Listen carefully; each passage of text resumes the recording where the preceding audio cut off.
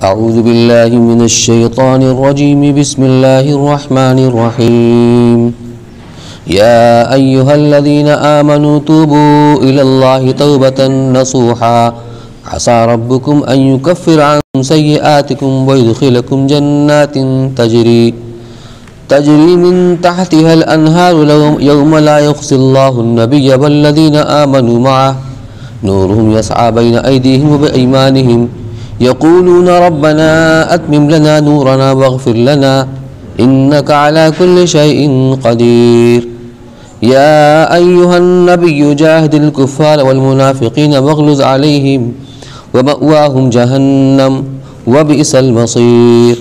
ضرب الله مثلا للذين كفروا امرأة نوح وامرأة لوط كانتا تحت عبدين من عبادنا صالحين فخانتاهما فلم يغنيا عنهما من الله شيء وقيل ادخلا النار مع الداخلين. وضرب الله مثلا للذين آمنوا امرأة فرعون إذ قالت رب ابن لي عندك بيتا في الجنة ونجني من فرعون وعمله ونجني من القوم الظالمين. ومريم ابنة عمران التي أحسنت فرجها فنفخنا فيه من روحنا وصدقت بكلمات ربها وكتبه وكانت من القانتين. صدق الله العلي العظيم. يا أيها الذين آمنوا توبوا إلى الله توبة نصوحا. اے ایمان والو، توبہ کرو اللہ کی طرف صاف دل کی توبہ. عسى ربكم أن يكفر عنكم سيئاتكم. امید ہے تمہارا رب اتار دے تم پر سے تمہاری برائیاں. وَيُدْخِلَكُمْ جَنَّاتٍ تَجْرِي مِن تَحْتِهَا الْأَنْهَارُ. اور داخل کرے تم کو باغوں میں جن کے نیچے بہتی ہیں نہریں. يَوْمَ لَا يُخْزِي اللَّهُ النَّبِيَّ وَالَّذِينَ آمَنُوا مَعَهُ. جس دن کہ اللہ ذلیل نہ کرے گا نبی کو اور ان لوگوں کو جو یقین لائے ہیں اس کے ساتھ. نورہم یسعی بین ایدیہم وبایمانہم. ان کی روشنی دوڑتی ہے ان کے آگے اور ان کے دائنے. یقولون ربنا اتمم لنا نورنا واغفر لنا. کہتے ہیں اے ہمارے رب پوری کر دے ہم کو ہماری روشنی اور معاف کر ہم کو. انک علی کل شیء قدیر. بے شک تو سب کچھ کر سکتا ہے. یا ایھا النبی جاہد الکفار والمنافقین واغلظ علیہم. اے نبی لڑائی کر منکروں سے اور دغابازوں سے اور سختی کر ان پر. ومأواہم جہنم وبئس المصیر. اور ان کا گھر دوزخ ہے اور بری جگہ جا پہنچے. ضرب اللہ مثلا للذین کفروا امرأة نوح وامرأة لوط. اللہ نے بتلائی ایک مثل منکروں کے واسطے عورت نوح کی اور عورت لوط کی. کانتا تحت عبدین من عبادنا صالحین. گھر میں تھیں وہ نیک بندوں کے ہمارے نیک بندوں میں سے. فخانتاہما. پھر انہوں نے ان سے چوری کی. فلم یغنیا عنہما من اللہ شیئا. پھر وہ کام نہ آئے ان کے اللہ کے ہاتھ سے کچھ بھی. وقیل ادخلوا النار مع الداخلین. اور حکم ہوا کہ چلی جاؤ دوزخ میں جانے والوں کے ساتھ. وضرب اللہ مثلا للذین آمنوا امرأة فرعون. اور اللہ نے بتلائی ایک مثل ایمان والوں کے لیے عورت فرعون کی. اذ قالت رب ابن لی عندک بیت فی الجنہ. جب بولی اے رب بنا میرے واسطے اپنے پاس ایک گھر بہشت میں. ونجنی من فرعون وعملہ. اور بچا نکال مجھ کو فرعون سے اور اس کے کام سے. ونجنی من القوم الظالمین. اور بچا نکال مجھ کو ظالم لوگوں سے. ومریم ابنۃ عمران التی احسنت فرجہا. اور مریم بیٹی عمران کی جس نے روکے رکھا اپنی شہوت کی جگہ کو. فنفخنا فیہ من روحنا. پھر ہم نے پھونک دی اس میں ایک اپنی طرف سے جان. وصدقت بکلمات ربہا. اور سچا جانا اپنے رب کی باتوں کو. وکتبہ. اور اس کی کتابوں کو. وکانت من القانتین. اور وہ تھی بندگی کرنے والوں میں. اس کے اوپر کی آیات میں حکم تھا یا ایھا الذین آمنوا قوا انفسکم واہلیکم نارا. کہ اے ایمان والو خود اپنے آپ کو بھی اور اپنے متعلقین کو جہنم کی آگ سے بچاؤ۔ تو جہنم کی آگ سے کیسے بچایا جائے گا، ان آیات میں اس کا طریقہ بتایا گیا ہے کہ انسان ہے، غلطی ہو ہی جاتی ہے، گناہ سرزد ہو ہی جاتی ہے، اور گناہ ہی جہنم میں جانے کا سبب بنتا ہے۔ اس لیے یہاں فرمایا گیا یا ایھا الذین آمنوا توبوا الی اللہ توبۃ نصوحا، کہ اے ایمان والو توبہ کرو اللہ کی طرف صاف دل کی توبہ۔ توبۃ نصوحا یہ کیا چیز ہوتی ہے، اس کے بارے میں مفتی شفیع صاحب رحمۃ اللہ علیہ فرماتے ہیں کہ توبہ کے لفظی معنی لوٹنے اور رجوع ہونے کے ہیں، یعنی بندہ جب گناہ کر کے گناہ کی طرف منتقل ہو جاتا ہے تو حکم عدولی سے اور معصیت سے اطاعت کی طرف لوٹتا ہے۔ اس کے گناہ کرنے کی وجہ سے جو اللہ کا غضب اس کی طرف متوجہ ہوتا ہے تو اللہ اپنے غضب سے عنایت اور توجہ اور رحمت کی طرف لوٹتے ہیں اور توجہ فرماتے ہیں۔ من تاب تاب اللہ کا ہی مطلب ہوتا ہے جو توبہ کرتا ہے اللہ اس کی توبہ قبول فرماتے ہیں، یعنی جو بندہ گناہ کر کے اس کے اندر ندامت پیدا ہوتی ہے اور وہ معصیت سے اطاعت کی طرف لوٹتا ہے تو اللہ تعالیٰ کا غضب جو اس گناہوں کی وجہ سے اس کی طرف متوجہ ہوتا ہے، غضب سے عنایت کی طرف وہ رجوع ہوتا ہے۔ تو مراد گناہوں سے لوٹنا ہے، اور اصطلاح قرآن و سنت میں توبہ اس کا نام ہے کہ آدمی اپنے پچھلے گناہ پر نادم ہو۔ ایک تو آدمی یا اللہ میری توبہ اپنی زبان میں کہے، یا جو اس کے لیے کلمات آتے ہیں احادیث کے اندر، جیسے استغفر اللہ ربی من کل ذنب واتوب الیہ، چھوٹے بڑے جو کلمات اس کے ہیں استغفار کے، اصلی یہ نہیں ہے۔ اصل توبہ ندامت کا نام ہے کہ آدمی اگر سچی ندامت کے ساتھ ان کلمات کو پڑھے گا تو اس کی توبہ توبہ بنے گی، تب معاف ہوگی، اور جو کچھ وعدے اس میں مرتب ہوں گے۔ لفظی توبہ سے کچھ نہیں ہوتا ہے، تو توبہ نام ہے ندامت کا، کہ آدمی اپنے پچھلے گناہ پر نادم ہو اور آئندہ اس کے پاس نہ جانے کا پختہ عزم کرے۔ ایک تو جو گناہ اس نے کی ہے اس سے اپنے آپ کو الگ کرے، الگ کرنے کے بعد اس گناہ پر سچی ندامت ہو، یہ کیا ہو گیا مجھ سے، ایسا نہیں ہونا چاہیے تھا، اور آئندہ نہ کرنے کا پختہ عزم ہو کہ اب آئندہ ایسا نہیں کروں گا۔ پھر اگر توبہ گناہ ہو جائے پھر توبہ کرے، لیکن یہ چیز ہونا چاہیے کہ اس سے اپنے آپ کو علیحدہ کرے اس گناہ سے، اور اس پر سچی ندامت ہو، پشیمانی ہو، شرمندگی ہو، اور آئندہ نہ کرنے کا پختہ عزم ہو۔ اور نصوح اگر مصدر نصح اور نصیحت سے لیا جائے تو اس کے معنی خالص کرنے کے ہیں، اور مصدر نصاحت سے مشتق قرار دیں تو اس کے معنی کپڑے کو سینے اور جوڑ لگانے کے ہیں۔ تو پہلے معنی کے اعتبار سے نصوح کے معنی یہ ہوں گے کہ وہ ریا اور نمود سے خالص ہو، یعنی اخلاص کے ساتھ سچی توبہ کرے۔ حضرت تھانوی رحمۃ اللہ کا ترجمہ ہی کیا، سچی توبہ۔ تو سچی توبہ وہی ہوتی ہے جو اخلاص کے ساتھ کی جائے، کہ سچی ندامت دل کے اندر پیدا ہو اور آئندہ نہ کرنے کا پختہ عزم ہو، محض اللہ تعالیٰ کی رضا جوئی اور خوف عذاب سے گناہ پر نادم ہو کر چھوڑ دے۔ اور دوسرے معنی کے اعتبار سے یعنی کپڑے کو سینے اور جوڑ لگانے کے جو معنی آتے ہیں، تب کیا مطلب ہوگا نصوح کا؟ اس کے لیے مطلب ہوگا کہ اعمال صالحہ کا لباس جو گناہ کی وجہ سے پھٹ گیا ہے تو یہ اس کے خرق یعنی پھٹن کو جوڑنے والی ہے، یعنی توبہ۔ اسی وجہ سے کہا جاتا ہے التائب من الذنب کمن لا ذنب لہ، جو گناہ سے توبہ کر لے ایسا ہی ہو جاتا ہے گویا کہ اس نے گناہ کی ہی نہیں۔ تو ہمارے حضرت مفتی صاحب نے فرمایا کہ جب یہ حدیث گزری میں نے اپنے استاد شیخ الحدیث حضرت مولانا فخر الدین صاحب مراد آبادی رحمۃ اللہ علیہ سے سوال کیا کہ حضرت اس کا کیا مطلب ہوا کہ جو گناہ سے توبہ کر لیتا گویا اس نے گناہ کیا ہی نہیں، یہ گویا جو کہا جا رہا ہے اس کا مطلب کیا ہوا؟ تو پوچھا کہ تمہارے یہاں کون سا کام ہوتا ہے؟ کہ ساڑی کا کام ہوتا ہے۔ کہ ساڑی بنتے ہوئے کبھی دھاگا ٹوٹ بھی جاتا ہے؟ کہاں، بارہا ایسا ہوتا ہے۔ تو پھر کیا کرتے ہیں؟ کہ اس کو گانٹھی لگاتے ہیں۔ تو گانٹھی لگانے کے بعد کیسا ہو جاتا ہے؟ گویا کہ ٹوٹا ہوا نہیں ہے۔ تو یہ تو نہیں کہہ سکتے کہ ٹوٹا ہوا نہیں ہے، جو فریش ہوتا ہے دھاگا اور تانی اس کی طرح تو نہیں ہے، گانٹھی تو پڑ ہی گئی ہے، لیکن جس طریقے سے فریش دھاگا لگا ہوا ہوتا ہے سلسلہ اس کا، ایسے اس کا بھی لگا ہوا ہوتا ہے، تو گویا کہ ٹوٹا ہوا نہیں ہے، اس کو جوڑ دیا۔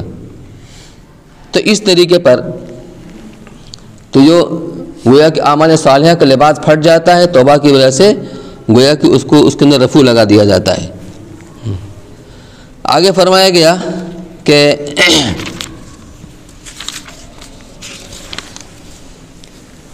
تو توبہ کس چیز سے ہے؟ معصیت سے۔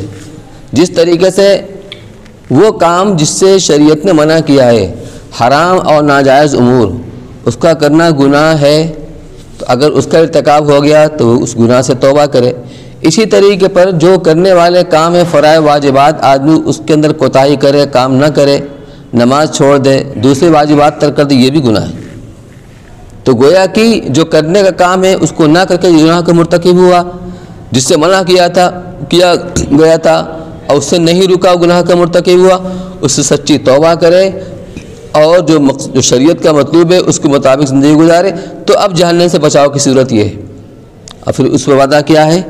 فرمایا کہ عسیٰ ربکم ان یکفر عنکم، کچھ بعید نہیں ہے، امید ہے کہ تمہارا رب تمہاری گناہوں کو بخش دے۔ جب کسی بڑے کی طرف سے امید دلائی جاتی ہے، وہ صرف امید نہیں ہوتی ہے، یقین کے درجے میں ہوتی ہے۔ لیکن ہم اپنی زبان میں جو امید کا لفظ استعمال کرتے ہیں اس میں دونوں پہلو ہوتا ہے۔ مثال کے طور پر کوئی امتحان کے اندر پرچہ لکھتا ہے، جب اس سے آپس میں گفتگو ہوتی ہے، ساتھیوں سے کہتا ہے کہ میں نے ایسا لکھا ہے، مجھے امید ہے کہ میں اچھے نمبر سے کامیاب ہوں گا، لیکن جہاں یہ بات کہتا ہے وہاں خطرہ اس بات کا بھی ہوتا ہے، ہو سکتا ہے کہ اچھا نمبر نہ ملے۔ تو امید کا مطلب یہ ہوتا ہے کہ جانب مخالف کا بھی احتمال ہوتا ہے، جس طرح ہم چاہتے ہیں ویسا نہ ہو۔ لیکن جب کوئی بڑا امید دلاتا ہے، اور اللہ سے بڑا کون ہو سکتا ہے، وہ یقین کے درجے میں ہوتا ہے، تو اگر تم توبہ کرو گے سچی توبہ اخلاص کے ساتھ تو کیا ہوگا؟ تمہارا رب تمہارے گناہوں کو معاف کر دے گا۔ یکفر عنکم سیئاتکم ویدخلکم جنات تجری من تحت الانہار، اور جہنم سے بچا کر اس جنت میں داخل کرے گا، ایسے باغات میں داخل کرے گا جس کے نیچے سے نہریں جاری ہوتی ہیں۔ یوم لا یخزی اللہ النبی والذین آمنوا معہ، یہ کس دن ہوگا؟ یہ اس دن ہوگا جس دن کہ اللہ تعالیٰ نبی صلی اللہ علیہ وسلم کو اور وہ لوگ جو آپ پر ایمان لائے ان کو اللہ رسوا نہیں کریں گے۔ نورہم یسعی بین ایدیہم وبایمانہم، مراد قیامت کے دن کہ ان کا نور جو ہے تو ان کے سامنے اور ان کے دائیں طرف دوڑ رہا ہوگا، اور وہ کہہ رہے ہوں گے، دعا مانگ رہے ہوں گے، ربنا اتمم لنا نورنا، پروردگار ہمارے نور کو آخر تک مکمل رہنے دیجئے، پورا رہنے دیجئے، اور ہماری مغفرت فرما دیجئے، آپ ہر چیز کے اوپر قادر ہیں۔ یہ کیا چیز ہے؟ قیامت کے دن مختلف مراحل پیش آئیں گے، لیکن آخری مرحلہ جب میدان محشر سے جنت کی طرف روانگی ہوگی، مشکوٰۃ شریف میں ایک طویل روایت کے اندر اس کو تفصیل سے بیان کیا گیا ہے۔ تو وہاں اللہ تبارک و تعالی تمام ایمان والوں کو ایک نور عطا فرمائیں گے۔ آپ اس کو یوں سمجھ لیجیے اپنی زبان میں، ٹارچ، کیونکہ کوئی بھی جنت میں بغیر جہنم پر سے گزرے جا نہیں سکتا۔ وَإِن مِّنكُمْ إِلَّا وَارِدُهَا، کوئی بھی نہیں، جس کو بھی جنت میں جانا ہے جہنم پر سے ہو کر گزرے گا اور پل صراط پر سے ہو کر گزرے گا۔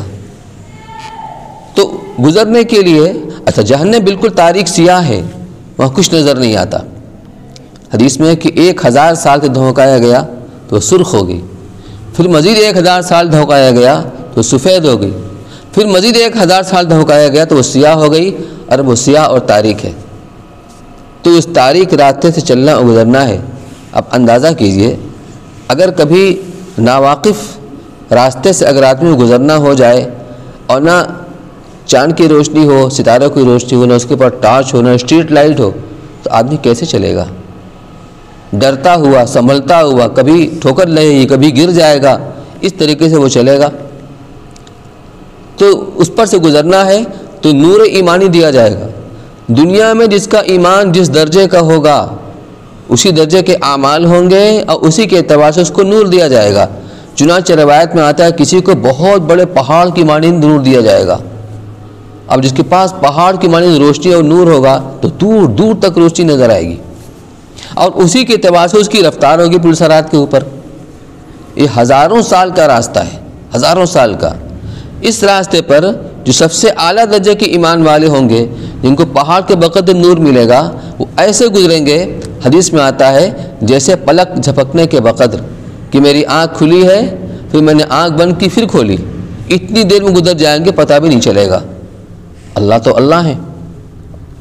اس کے بعد جو نور ملے گا وہ بڑے بادلوں کی مانند، اس کے بعد نور جو ملے گا یعنی درجہ بدرجہ جس کا ایمان جس درجے کا ہے، کسی کو کھجور کے تنے درخت کے اعتبار سے جتنا بڑا درخت ہوتا ہے اتنا نور ملے گا، یہ سمجھانے کے لیے، حتیٰ کہ جو سب سے کمزور اور ادنا درجے کا وہ ایمان والا جس کے بارے میں اللہ کی طرف سے فیصلہ ہوگا کہ یہ بھی پل صراط سے گزر کر جنت میں پہنچے گا، جہنم میں نہیں گرے گا، سب سے ادنا درجے کا ایمان والا۔ اس لیے کہ ایسے ایمان والے بھی ہوں گے جو جہنم کے اندر گریں گے بطور سزا کے، وہاں کچھ دن رہیں گے، پھر ان کو بھی نبیوں کی سفارش، مومنین کی سفارش، یہ اللہ تعالیٰ اپنے فضل و کرم سے، اپنی رحمت سے جہنم سے نکال کے جنت میں داخل کریں گے۔ لیکن یہ وہ لوگ ہوں گے جو جہنم کو پل صراط کو پار کریں گے۔ چنانچہ جو ادنا درجے کا جنتی ہوگا اس کو جو نور ملے گا وہ اتنی معمولی مقدار میں جیسے پیر کے انگوٹھے کا ناخن ہوتا ہے، اتنا۔ یہ نور بھی ایسا ہوگا کہ کبھی چمکے گا کبھی بجھ جائے گا۔ اب آپ سوچئے کہ جس کی روشنی اتنی معمولی ہو اور تاریک راستہ ہو اور کچھ سجھائی نہ دیتا ہو، آدمی اس روشنی میں کیسے چلے گا؟ حدیث کے اندر آتا ہے جب وہ پل صراط پہ چلنا شروع کرے گا تو چل نہیں پائے گا، چلتے چلتے وہ گر جائے گا، بیٹھ جائے گا، اب کبھی گھسک کر چلے گا، سرینگ کے بل گھسٹتے ہوئے، کبھی ایک ہاتھ کا سہارا لے گا، کبھی دوسرے ہاتھ کا سہارا، کبھی ایک پیر کا سہارا، کبھی دوسرے پیر کا سہارا، اور پل صراط کے دونوں طرف بڑے بڑے لوہے کے کانٹے ہیں، آنکڑے، جیسے یہ سمندر کے اندر جب جہاز کو ٹھہرانا ہوتا ہے تو اینکر اس کو لٹکاتے ہیں چاروں طرف تاکہ جہاز کسی ایک طرف پلٹنے نہ پائے، اس طرح کانٹے ہوتے ہیں بڑے بڑے، یا جیسے آپ تندور سے روٹی نکالنے کے جو کانٹا ہوتا ہے باورچیوں کے یہاں، وہ دونوں طرف چل رہے ہوں گے اور اس سے اس کو خروش لگے گی، وہ کانٹے اس کو زخمی کریں گے، خروش لگائیں گے، جہنم کی آگ تک جھلسائے گی۔ اس طرح سے کبھی اس کی روشنی چمکے گی کبھی بجھ جائے گی، چمکے گی تو چلے گا، بجھ جائے گی تو رک جائے گا۔ اب آپ تصور کیجئے کتنے زمانے میں گزرے گا، یہ پل صراط تو کراس کرے گا، لیکن وہاں پل صراط سے پار ہونے کے بعد جب بھی پار ہوگا کہے گا اللہ کا شکر ہے جس نے مجھے اس جہنم سے نجات دے کر مجھ پر وہ احسان کیا ہے کہ اتنا احسان اللہ نے کسی پر نہیں کیا ہوگا، حالانکہ اس کو پتہ نہیں کیسے کیسے لوگ گزر چکے ہیں۔ اسی موقع پر سورہ حدید کے اندر وہ آیت گزری ہے، یوم یقول المنافقون والمنافقات للذین آمنوا انظرونا نقتبس من نورکم، کہ جس دن وہ منافقین مرد اور عورتیں ایمان والوں سے کہیں گے تو نور ان کو بھی ملے گا، حدیث میں جیسا کہ آتا ہے ان کو نور شروع میں ملے گا۔ دنیا میں وہ دھوکہ دیتے تھے، زبان سے اپنے ایمان کا اظہار کرتے تھے لیکن دل کے اندر نفاق اور کفر بھرا ہوا تھا، ایمان نہیں تھا۔ یخادعون اللہ والذین آمنوا، دھوکہ دیتے تھے اللہ کو اور ایمان والوں کو کہ دل میں کفر ہے لیکن زبان سے اسلمنا، اپنے اسلام کو ظاہر کرتے تھے۔ تو اسی طریقے پر ان کے ساتھ معاملہ کیا جائے گا، شروع میں کچھ نور دیا جائے گا کہ وہ لوگ مسلمانوں کے ساتھ اور اپنے آپ کو مسلمان ظاہر کرنے کے لیے یہ کرتے تھے کہ نماز بھی پڑھتے تھے، روزہ بھی رکھتے تھے اور جہاد میں بھی شریک ہو جاتے تھے کبھی کبھی، تاکہ ہمارا کفر ظاہر نہ ہونے پائے۔ تو اس لیے ان کو بھی کچھ نور دے دیا جائے گا، لیکن جب پل صراط کے پاس پہنچیں گے تو وہ نور ان کا بجھ جائے گا۔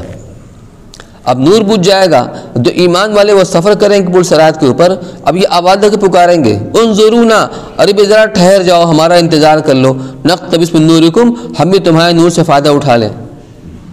جیسے کسی کی ٹارچ بجھ جائے اور کام نہ کرے، بھی تھوڑا رک جاؤ، ہم بھی تمہاری روشنی میں چلیں، تو اسے کہا جائے گا ارجعوا، پیچھے کی طرف لوٹ جاؤ، فالتمسوا نورا فقیل قیل ارجعوا وراءکم، اپنے پیچھے کی طرف لوٹ جاؤ۔ یعنی یہ جو آج نور ملا ہوا ہے ہم کو، یہ اس کی برکت سے دنیا میں ہم ایمان لائے تھے، دنیا میں لوٹ کر جاؤ، وہاں ایمان قبول کرو اخلاص کے ساتھ، تب یہاں نور ملے گا۔ اور ظاہر سی بات ہے اب دنیا میں لوٹنا کہاں ممکن ہے، پیچھے کی طرف لوٹ جاؤ، وہاں جا کر نور کو تلاش کرو۔ فَضْرِبَ بَيْنَهُمْ باب، تو ان کے درمیان میں ایک آڑ قائم کر دی جائے گی، ایک دیوار قائم کر دی جائے گی، باطنہ فی الرحمہ، اس کے اندرون حصے میں رحمت ہوگی، وظاہر من قبلہ العذاب، اور باہر کی طرف عذاب ہوگا۔ یہ اس کی طرف اشارہ کیا گیا ہے، نورہم یسعی بین ایدیہم و بایمانہم، کون ایمان والوں کے نور دوڑ رہے ہوں گے، چل رہے ہوں گے ان کے سامنے اور ان کے دائنے، یقولون، اور وہ دعا کرتے ہوں گے، کہتے ہوں گے ربنا اتمم لنا نورنا، ہمارے نور کو ایسے ہی مکمل رہنے دیجیے آخر تک، کیونکہ پورا پل صراط کراس کرنا ہے، گزرنا ہے، تو یہ نور ہمارا آخر تک باقی رہے، اس کو ایسے پورا رہنے دیجیے، واغفر لنا، اور ہماری مغفرت فرما دیجیے، انک علی کل شیء قدیر، بے شک آپ ہر چیز کے اوپر قادر ہیں۔ یا ایھا النبی جاہد الکفار والمنافقین، اے نبی صلی اللہ علیہ وسلم آپ جہاد کیجئے کفار سے، ان سے تو جہاد بالسیف ہے، تلوار سے، طاقت سے، قوت سے، والمنافقین، اور منافقین سے دلائل کے ذریعے سے، کیونکہ یہ بھی اگرچہ اندر کفر بھرا ہوا ہے لیکن ظاہر میں مسلمانوں کا سا عمل کرتے ہیں۔ وَاغْلُظْ عَلَيْهِمْ، اور ان پر سختی کیجیے، وَمَأْوَاهُمْ جہنم، اور ان کا ٹھکانہ جہنم ہے، وَبِئْسَ الْمَصِيرُ، اور بری جگہ ہے جہاں ان کو آخر میں جانا ہے۔ ضرب اللہ مثلا للذین کفروا امرأۃ نوح وامرأۃ لوط، اب یہاں سے اللہ تعالیٰ نے 4 عورتوں کا حال بیان کیا ہے۔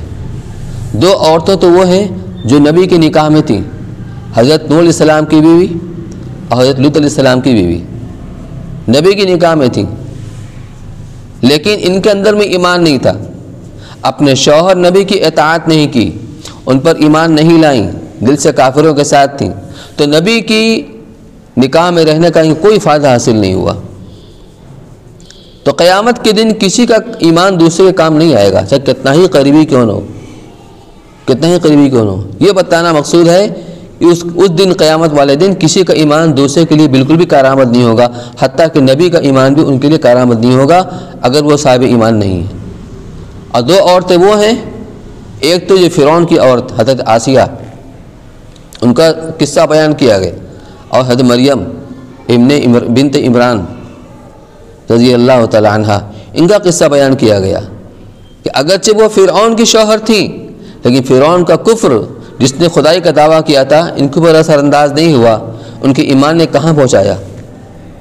مشکات شریف ہی کی ایک روایت میں ہے کہ اللہ کے رسول صلی اللہ علیہ وسلم نے ارشاد فرمایا کہ مردوں کے اندر بہت سارے باکمال پیدا ہوئے ہیں، تمام انبیاء کرام علیہ السلام، جو ان کے اندر ان کے خصائص ہیں، ان کے مراتب ہیں، ان کے اخلاق و کردار ہیں، ان کا ایمان ہے، تو مردوں میں بہت سارے باکمال افراد پیدا ہوئے ہیں، انبیاء کے علاوہ اولیاء اللہ کے اندر بھی ہوئے ہیں، حضرت صحابہ کرام کے اندر بھی ہوئے ہیں، لیکن عورتوں میں جو باکمال ہوئی ہیں وہ 2 عورتیں ہوئیں،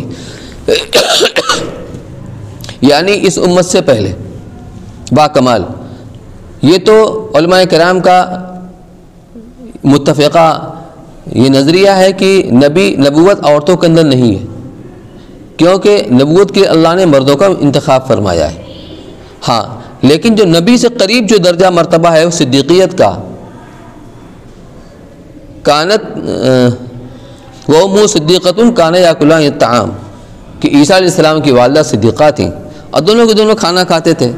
یہی نبی ہونا، کھانا اور پینا نبی ہونے کے منافی نہیں ہے، جس طرح کفار مکہ کہا کرتے تھے، مشرکین مکہ، ما لہذا الرسول یاکل ویمشی فی الاسواق، کہ اس رسول کو کیا ہو گیا ہے کہ اپنے آپ کو رسول کہتے ہیں اللہ کا، اور ہماری طرح کھانا بھی کھاتے ہیں، یعنی کھانے پینے کے محتاج ہیں، اور اپنی ضرورت کے لیے بازار کے چکر لگانا پڑتا ہے ان کو۔ تو یہ نبوت کے منافی نہیں ہے۔ اس کے پہلے بھی نبی آئے، عیسیٰ علیہ السلام بھی نبی تھے اور ان کے والدہ صدیقہ تھیں، اور دونوں کے دونوں کھانا کھاتے تھے، تو انسانی ضروریات سب کے ساتھ لگی ہوئی ہیں۔ اسی لیے جب مشرکین مکہ نے کہا تھا کہ اگر اللہ کے رسول ہی بھیجنا تھا کسی فرشتوں کو بھیجتے، تو ان کا جواب یہ دیا گیا اگر ہم کسی فرشتوں کو بھیجتے تو بھی انسانی شکل ہی کے اندر بھیجتے، کیونکہ فرشتہ کو اپنی اصلی شکل میں کون دیکھ کے برداشت کر سکتا ہے؟ ابراہیم علیہ السلام برداشت نہیں کر سکے۔ ملک الموت سے کہا کہ اپنی اصلی شکل دیکھ لاؤ، جس شکل میں تم کفار کی روح قبض کرتے ہو، تو کہا ادھر اپنا رخ پھیر لیجئے۔ کہا اب دیکھیے، تو ابراہیم علیہ السلام نے جو شکل دیکھی برداشت نہیں کر سکے، اور غشی آ گئی، طاری ہو گئی اور گر پڑے بے ہوش ہو کر کے۔ تو فرشتہ کو کون برداشت کر سکتا ہے؟ پھر افادہ اور استفادہ کب ممکن ہے؟ جب سکھلانے والا، رہنمائی کرنے والا، ہدایت دینے والا، تربیت کرنے والا جب ان کمزوریوں سے واقف ہوگا تب تو ہدایت دے گا، رہنمائی کرے گا، فرشتہ کیا جانے بھوک کیا چیز ہوتی ہے، پیاس کیا چیز ہوتی ہے، تکان کیا چیز ہوتی ہے، اس کے خمیر کے اندر وہ چیز ہے ہی نہیں۔ تو اللہ تعالیٰ فرماتے ہیں جو تم کہہ رہے ہو نا کہ رسول کسی فرشتوں کو بنا کر بھیجتے، اگر فرشتہ کو بھی ہم بھیجتے تو انسانی شکل ہی کے اندر بھیجتے تو وہی طرح۔ لیکن اس سے پہلے جتنے بھی رسول ہم نے بھیجے ہیں وہ سب انسان تھے، وہ سب کھانا کھاتے تھے، پانی پیتے تھے، اپنی انسانی ضروریات کو پوری کرتے تھے۔ تو فرمایا کہ ضرب اللہ مثلا للذین کفروا، اللہ تعالیٰ نے کافروں کی عبرت کے لیے بیان کیا نوح علیہ السلام کی بیوی اور لوط علیہ السلام کی بیوی کے احوال کو۔ کانتا تحت عبدین من عبادنا صالحین، جو ہمارے نیک بندوں میں سے 2 بندوں کے نکاح میں تھیں، فخانتاہما، ان دونوں نے خیانت کی۔ یا خیانت سے مراد کیا ہے؟ ترجمہ کیا انہوں نے چوری کی، وہ حقیقت میں وہ چوری مراد نہیں ہے، یعنی اس دیانتداری کا تقاضا یہ تھا کہ نبی پر نبی ہونے کی وجہ سے ان پر ایمان لاتی، ان کی اطاعت کرتی، لیکن انہوں نے ایسا نہیں کیا نبی کی بیوی ہونے کے باوجود۔ فخانتاہما، انہوں نے خیانت کی۔ فلم یغنی عنہما من اللہ شیئا، چنانچہ نبی کی نکاح کے اندر ہونا بھی ان کے کام نہ آیا، یا وہ نبی بھی ان کے کام نہیں آ سکے۔ کیوں؟ خود ان کی بیوی کے اندر ایمان نہیں تھا۔ وقیل ادخلوا النار مع الداخلین، نتیجہ کیا ہوا؟ ان دونوں سے کہہ دیا گیا کہ داخل ہو جاؤ جہنم کے اندر داخل ہونے والوں کے ساتھ۔ تو نبی کے نکاح کے اندر ہونا بھی، جبکہ ان کے اندر خود ایمان نہیں تھا، ان کے لیے مفید اور کارآمد نہیں ہو سکا۔ وضرب اللہ مثلا للذین آمنوا امرأۃ فرعون، اور اللہ تعالیٰ نے مثال بیان کی ایمان والوں کی تسلی کے لیے، کس کی؟ فرعون کی بیوی حضرت آسیہ رضی اللہ تعالیٰ عنہ کی۔ اذ قالت رب ابن لی عندک بیت فی الجنہ، جبکہ انہوں نے دعا کرتے ہوئے درخواست کی پروردگار اپنے یہاں جنت میں اپنے قریب میرے لیے ایک مکان تعمیر کر دیجئے، بنا دیجئے۔ ونجنی من فرعون وعملہ، اور مجھ کو فرعون سے اور اس کے کفریہ عمل سے نجات دے دیجئے۔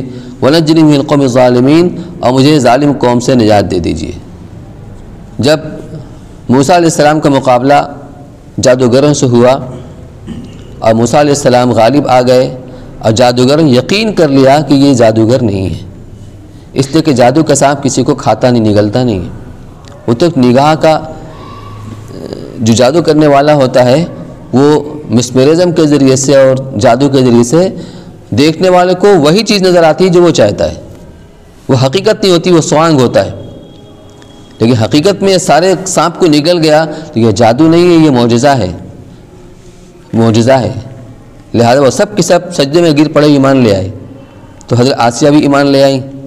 جب فرعون کو معلوم ہوا تو اس نے سزا یہ دی، یہ جب بھی سزا دیا کرتا تھا تو انسانوں کو سزا دیتے ہوئے چاروں ہاتھ پیر کے اندر میخ گڑوا دیا کرتا تھا۔ ایک تو تنہائی کی کوٹری میں سزا دیتا تھا، اس کو قید کرتا تھا تنہائی کے اندر، دوسرا کوئی نہیں ہوتا تھا، وہاں روشنی بھی نہیں آتی تھی۔ اور جب سزا دیتا تھا تو چاروں ہاتھ پیر کے اندر میخ کیلیں گڑوا دیا کرتا تھا۔ اس کے بعد کبھی کوئی طرح کی کبھی کوئی طرح کی سزا۔ چنانچہ ان کے بارے میں اس نے یہی حکم دیا کہ ان کی چاروں ہاتھ پیر میخ گاڑ دیا جائے اور وزنی پتھر چٹان ان کے اوپر ڈال دی جائے، گرا دی جائے، جس سے یہ کچل جائے۔ انہوں نے اس وقت اللہ سے دعا مانگی، اللہ تعالیٰ نے ان کی دعا قبول فرما لی اور ان کی روح قبض ہو گئی، اور جب پتھر گرا ہے وہ بے جان جسم پر کو گرا۔ جب جان نکل گئی تو اب جتنا چاہے اسے قیمہ بنا دیجیے، کوئی فرق نہیں پڑا۔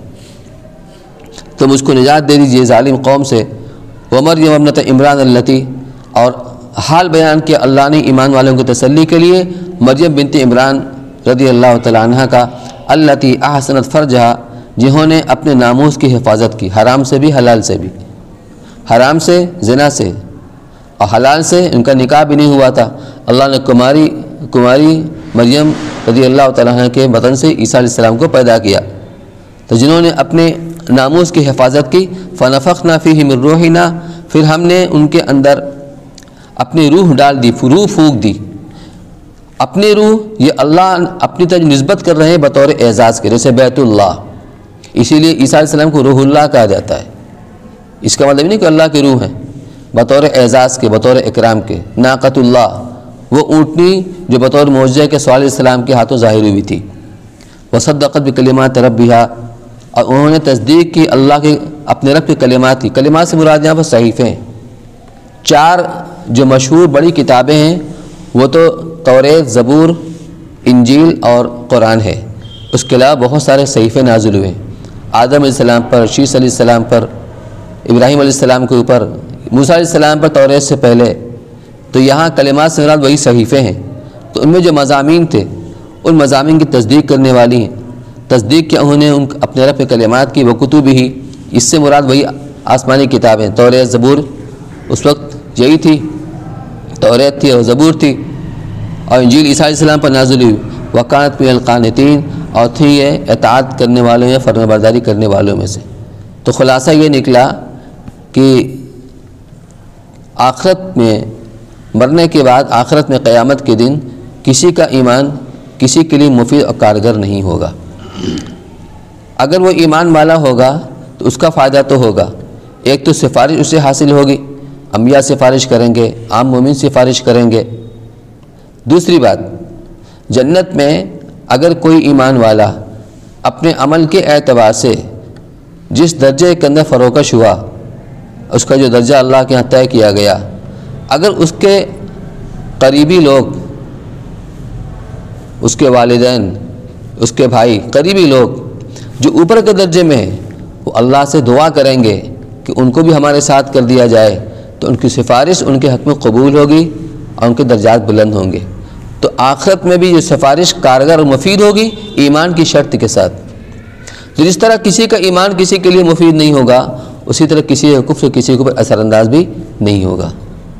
اس اعتبار سے ہمیں اللہ کا شکر ادا کرنا چاہیے کہ اللہ نے بغیر ہماری محنت کے، قربانی کے، بغیر مطالبے کے ہمیں ایمان والا بنایا، مسلمان گھر کے اندر پیدا فرمایا۔ یہ تو اللہ کا انعام ہے، لیکن اس کی حفاظت کرنا یہ ہماری خود کی ذمہ داری ہے۔ حفاظت اپنے ماحول کے اندر ہوتی ہے۔ گرم پانی گرم ماحول کے اندر رکھا جائے گا، محفوظ رہے گا۔ ٹھنڈے ماحول میں رکھیں گے وہ، اس سے گرمی ختم ہو جائے گی۔ ٹھنڈی چیز ٹھنڈے ماحول میں رکھیں گے تو محفوظ رہے گی۔ برف، 1 کلو برف کی ڈلی ہے، کھولتے ہوئے پانی میں ڈالیں گے اور ڈالتے ہوئے اس کا وجود ختم ہو جائے گا، کیونکہ اینٹی ماحول ملا۔ اسی طرح ایمان محفوظ رہتا ہے اپنے ماحول میں۔ جتنا ایمانی اعمال اختیار کریں گے اتنا ایمان بڑھتا رہے گا۔ ایمان کے خلاف گناہ اور معصیت کے ماحول کی اختیار کریں گے، ایمان کو ٹھیس پہنچے گی، اس کی سطح گرتی چلی جائے گی۔ تو ہماری آپ کی ذمہ داری ہے اس کی حفاظت کرنا، اس کو بڑھانا، اور اللہ سے اس کی توفیق مانگتے رہنا کہ ہمارا خاتمہ بھی ایمان پر ہو۔ اللہ تعالیٰ ہم سب کو اس کی توفیق نصیب فرمائے۔ سبحان اللہ بحمدہ، سبحانک اللہم وبحمدک، نشہد ان لا الہ الا انت، نستغفرک۔